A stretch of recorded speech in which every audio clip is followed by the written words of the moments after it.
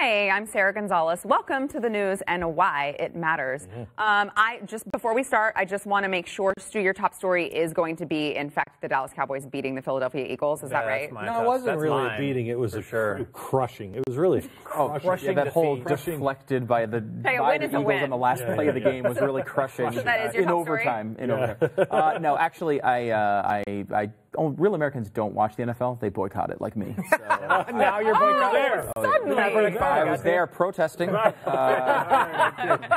right, Glenn. Top story, I think, has to be Kevin Hart and the platforming, and Kevin Hart losing his Oscar gig, and the guy with the Heisman.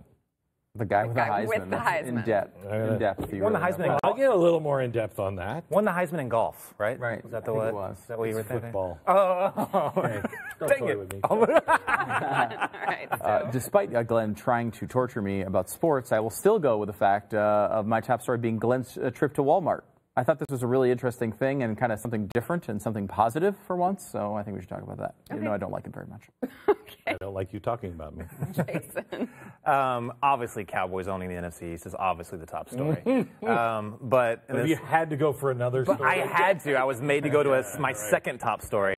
French President Macron just addressed the nation after a crazy weekend, the fourth straight weekend, so I'll have all the details on that. I mean, I still feel like the Cowboys was more important, but whatever. For sure. Yeah. We got a lot to get into. Before we do that, want to thank our sponsor, RiduZone. I know I've said it 100 times, but the holiday season is upon us, and with that comes extra weight. You've got all these Christmas parties, and oh my gosh, I just said the word Christmas. I'm really sorry. You're such a rookie. Weight gain comes during the holidays. Weight gain comes year-round. It doesn't ever stop. Stop looking at Christmas as just one time of year, okay? It's a year-long thing. So, I mean, you may be of that opinion as well. Weight gain is a year-long thing, and maybe it's been creeping up on you for a while. So you really need to try RiduZone. It's basically they've taken the good molecule in olive oil, put it into a capsule that you take, and it helps boost your metabolism and help you feel full longer. I know this from personal experience. I lost a bunch of weight, and then I struggled to boost that metabolism. It turns out my jeans are not very nice to me when it comes to... Right? My jeans don't fit me at all. No, that's not the kind of jeans. No, not the kind of... Okay, no. all right. But so a big help here. I do know the struggle. I swear by it. I take it every day. Try it. See, it will work for you. Go to RiduZone.com. Save 30% off a 3-month supply. It's like $1.39 a day. You can invest that much to lose the weight or maintain. That's RiduZone, promo code THEBLAZE for 30% off. Glenn. I want to talk about the Heisman guy. The Heisman thing. The Heisman the guy guy. with the Heisman. Guy with the Heisman. Okay. Right? Three hole-in-ones. Kyler Murray. Kyler. Kyler Murray, that's what I said. Like Kyler 3 Murray. hole-in-ones in one match. It was awesome. Do not mess with me. No. Do you want to talk about the Heisman or not? We do. Okay. Do you know the history of the Heisman? I do Do you know not. where it got its name? I do not. Do you? I do. Okay. Don't mess with me. Heisman, if you have kids in the room, you might want to... Heisman comes from when, named after when a woman first has sex for the first time. No, that's not what it is. Breaks the No, you're... Heisman. No. And I think it started because football players back in the day were all pigs, and they would bed the young cheerleaders. No, this is not the story. It's not the origin makes story. it a lot happier. We should go back to the golf. Because I was like, I thought he was like running, going, "Get out of my way! There's a young teenager over there." So that's not it. That's Hyman. Oh, thank you. Wow, that's a little bit different. Okay. There is an adult film producer rushing to make this script, I will say. I'm glad we got there. So he was being pressured to because he won the Heisman, and also, I guess when he was 14 years old, called his friends queers, which is he was in junior high. 14 years old. Isn't that accepted? Nerve. And now it is, right. It's one of the Qs in LGBTQ. No, but back then it had a different meaning. Quilt bag.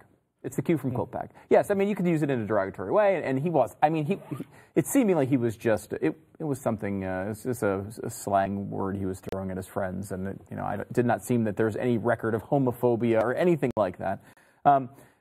And now they want it, some people wanted to take away the Heisman. I mean, this started with a. I could give you another. No, I don't. Okay. Whatever you have, I don't want to hear. It started with a reporter from USA Today.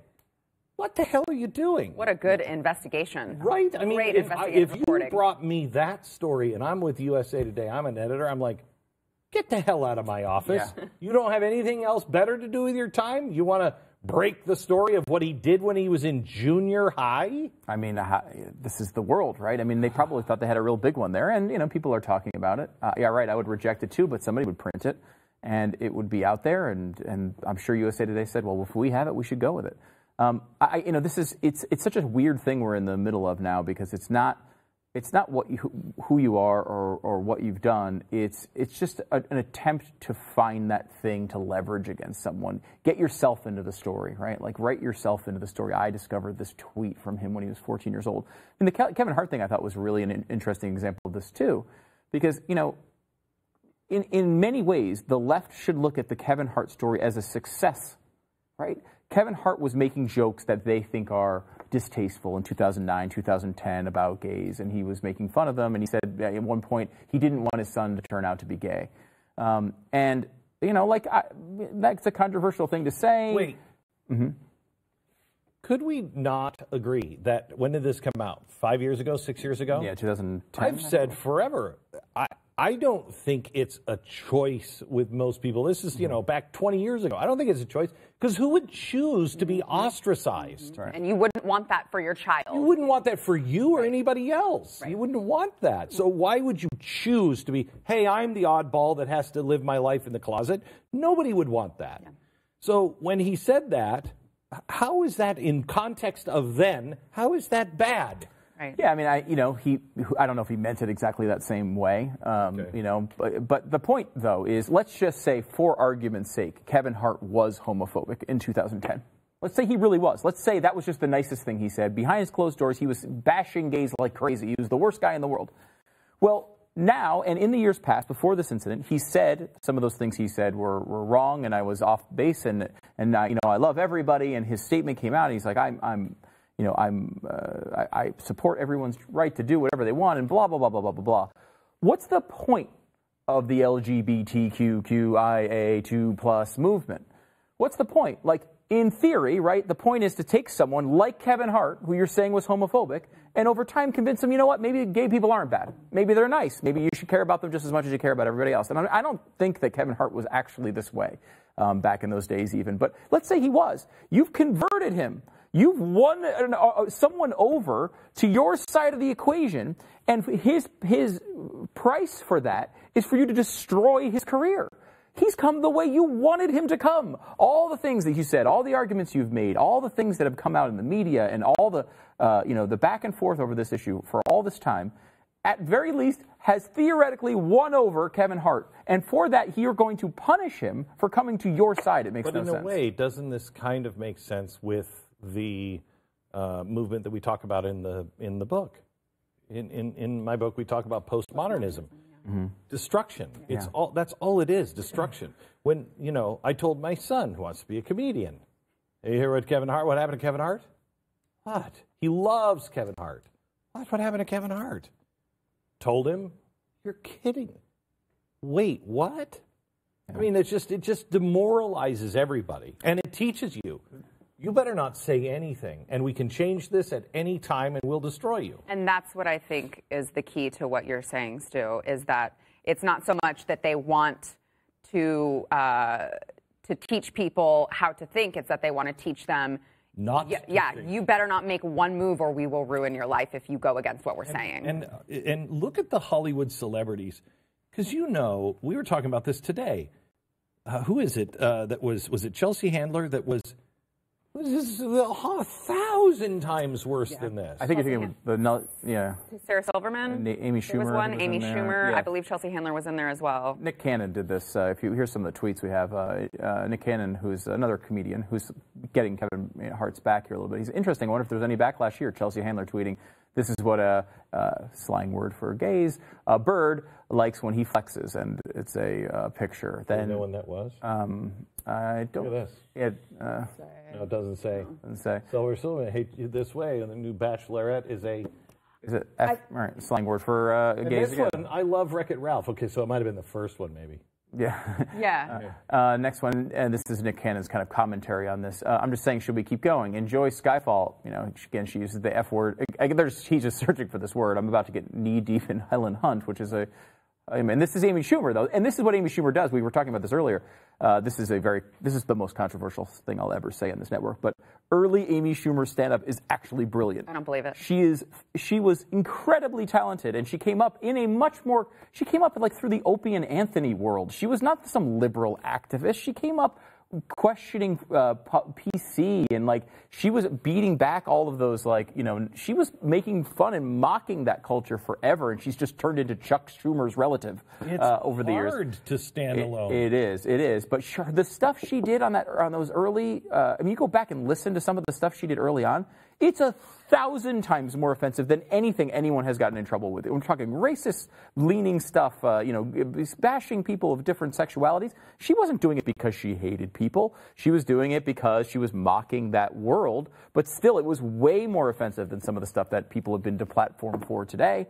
And she's not going to face anything because she's on the right side of it. And she's one of their activist leaders right now too. Yeah, that's one of the main things. You know, the thing with Kyler Murray was a lot worse to me on that. I mean, I can almost see I mean, with the Kevin Hart thing, I could see like GLAAD or somebody saying, "Hey, that's who did. You said these things. You know, do you feel differently about it?" I would have no issue if that's the way they approached it. And he was like, "Oh yeah, I was a kid. You know, I was a lot younger then and dumber and whatever." I don't care if Done. it was Case last closed. year, as long as you aren't doing it in the, you know, you haven't done it since, and you say, "Look, I was dumb and stupid. I just did, you know, and I don't do that. Check my record. I haven't done that forever. Things have changed. Good. Celebrate. Yeah. Like Stu says, celebrate." Yeah, well, at least GLAAD would have like a dog in the fight there. This USA TV thing, there's no dog in that fight. None. And all this is like virtue signaling now is currency.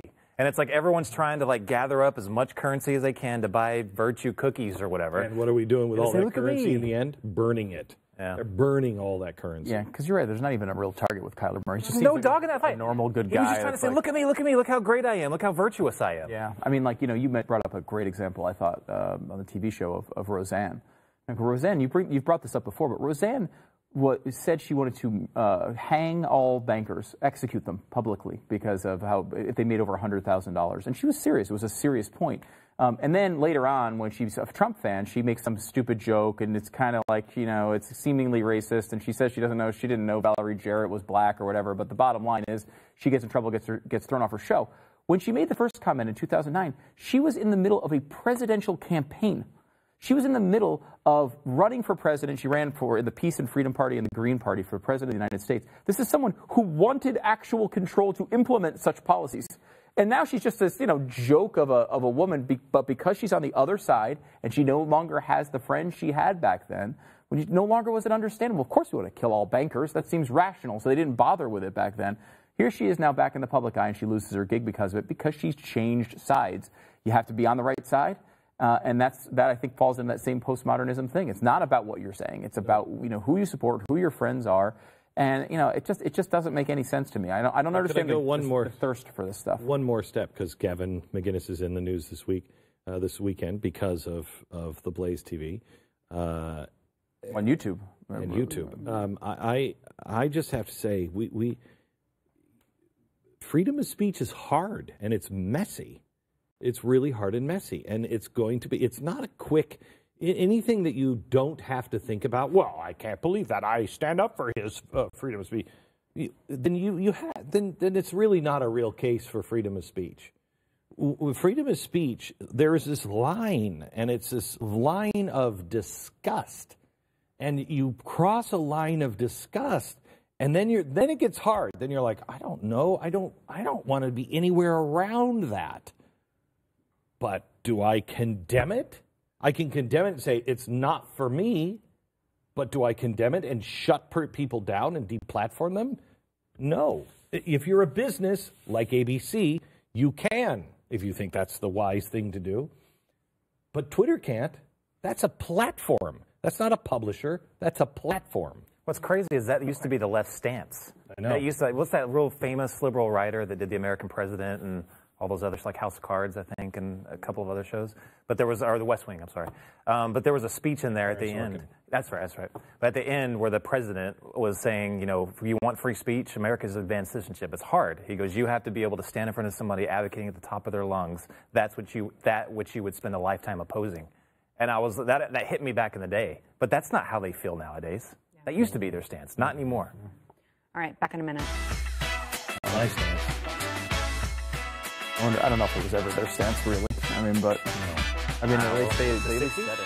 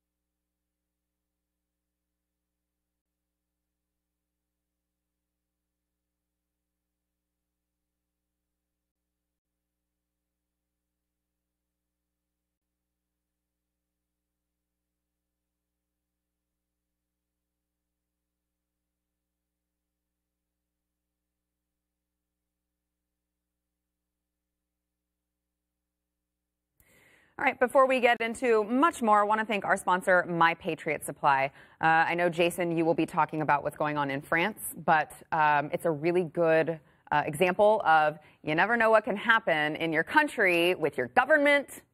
People always talk about natural disasters, but you never know what can happen with the government that you're going to need some sort of emergency food supply. Or even just imagine going to the store. You're in France. I was about to say downtown France completely shut down for like 2 days. Yeah. No food. You're not getting anything. And I don't think we're that. Or you think we're that far away from that?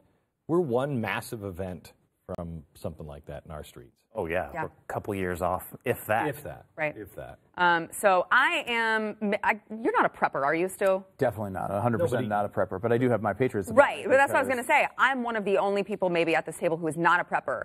I still believe in having a couple weeks of emergency food supply. You have to. Yeah, I mean, the thing I like about My Patriot Supply is they made it easy. Because we used to talk about with Pat Gray, and Pat Gray is like prepper even like to past Glenn's levels. I mean, going back in history, like he started that. Is he really? Oh God, Pat's. No, he's not past me now. Now you're. He was like a pioneer prepper. Okay. He had the wheat and the soy and he's been what are you going to do with that? Yeah, he's been doing it his whole life. His whole life. Wow. And and I'm the exact opposite. Like right. he used to make fun of me that I had like 2 packets of soy sauce. If the calamity came, that's all I would have is those 2 packets of soy sauce. We'd find him dead in his kitchen sucking on the soy sauce. But that's what I mean. You do this one time with My Patriot Supply, they take care of you. I mean, 2 weeks of food is going to knock out 99% of the disasters. Yep. So I mean, you're in a good spot right with that. Yeah, you can get breakfast, lunch, and dinner for $75. 2 weeks worth for $75. That's a bargain. Go to preparewithnews.com. That is preparewithnews.com. Get you your 2 weeks of emergency food supply. All right, Stu. Yeah, I mean, I'm coming off a vacation, and despite last night's football nastiness, it was a very nice, relaxing thing. Lots of stuff with the kids, and you get a little separation from the day's news events. And I really liked what Glenn was talking about with this whole thing with Walmart. If you don't know, Glenn went kind of Tyler Perry did this first. Yeah, let's talk about Tyler Perry. Yeah. Tyler Perry went out on Friday, and he went to a Walmart and said how much to take everything out of layaway. He did it in one store, and then he did another. He spent, I think, $470,000 and took everybody out. And I saw that and went to my wife Saturday morning and said, "Are you willing to do that?" And she said, "Yeah." And we went and talked to the kids, and we went, we're not going to have a lot for Christmas if we do this. And everybody in the family was in. And so we went, and I thought I was just, because we called, it took them like 2 hours to total everything. Wow. And I thought I was just going to pay one lump sum. And, you know, the American Express police helicopter would come down. But I couldn't. You had to do it one at a time. Oh, my gosh. Okay, so it took over 2 hours to do. But it was such a blessing to do it that way because people were coming in and trying to pay off. One woman was trying to get out of her. She came to the counter with $10, and she said, I need to cancel my layaway. She didn't have it. And it was, I think it was not a lot of money. It was under $100. And turns out she is a grandmother. This is her first grandbaby that was born this year. When they brought out, because they said to her, no, a Good Samaritan had just paid for your thing, she just burst out into tears. And they went back and got it for her. And it was literally 2 blankets and just one little thing for like the crib. And she couldn't afford it. Yeah. And she met me because she had been standing in the back wondering why this line's not moving and this one is. And she figured it out. And she turned to me and she said, it's you, isn't it? And I said, Merry Christmas. And she came over, and she was not the only one, just hung on my neck and sobbed. And she said, I have laid awake for 2 days trying to figure out how I could afford this gift for my grandchild. And these are the people, they're not asking for handouts. These people are working. The first woman who was there and did it, she just burst out into tears. She's a mother of 4. She's probably 35.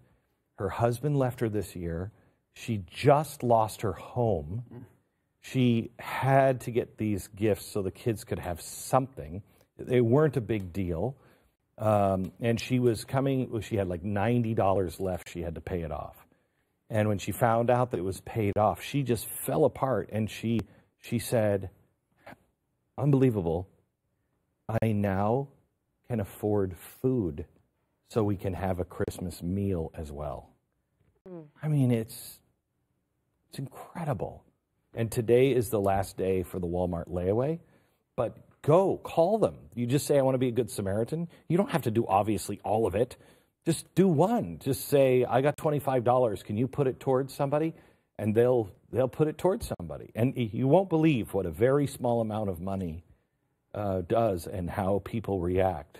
Well, and Walmart isn't the only one that has layaway, too. So it's the last day today for Walmart, but I'm sure that there are other stores out there. Right. I heard you on radio talking to a gentleman who, I guess, owns a pawn shop, and said, and I had no idea as well that they have layaway at pawn stores as well. So if you think about someone who's already going to a pawn store, who has to do layaway, I mean, those are people who are in need too, so. I was on the Navajo, you were with me on the Navajo range. Remember when we bought that old blanket? Yeah. I felt so guilty about this blanket now because I found out afterwards that on the Indian nations, they look at pawn stores differently.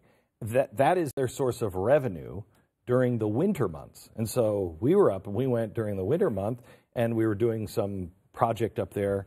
And on the way out, we stopped at the pawn shop, bought this beautiful Navajo rug, this old Navajo rug.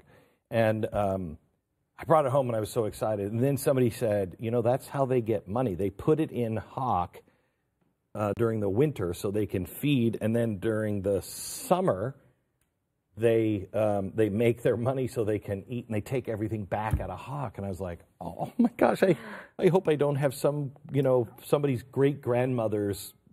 That's not how it works, though, right? It's you're not buying stuff. You buy the stuff that after it's no. At the Navajo, right? At Navajo, you do, you can.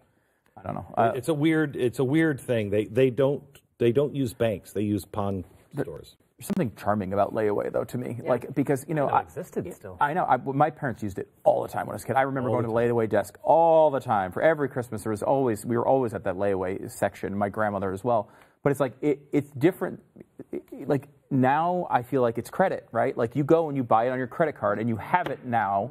You don't have to pay for it now, but you have it now. I have no credit. Right, I know, but I mean, I think there's something charming about you actually pay for the thing before you have it. I think it's I just loved it. I just loved it, and you really reconnect. I mean, we were all behind the counter. The four ladies who were helping me and my whole family. We were just crying the whole time because we were remembering. I wrote the book Christmas Sweater. I bet that's the way my mom bought that sweater. I remember when Mary was 9. You remember this? The Christmas I had nothing, couldn't afford anything. I mean, it just brings you back to a time, and it humbles you. Yeah. So great. All right, no, sorry. Again, for the second time. Zip it. Zip it, Buttrell. Back in a minute. I'm going to speak up faster.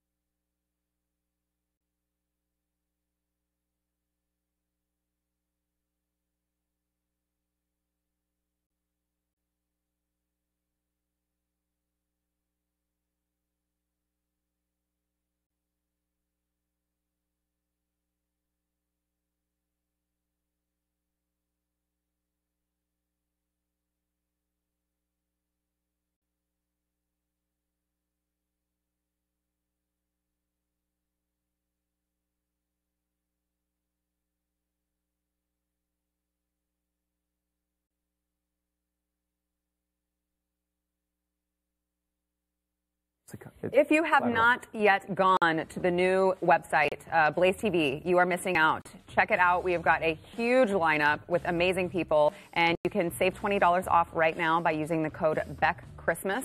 That is Blaze TV. And stay tuned for those of you who are already on. We're in overtime next. Wait, I just want to say one more thing. No.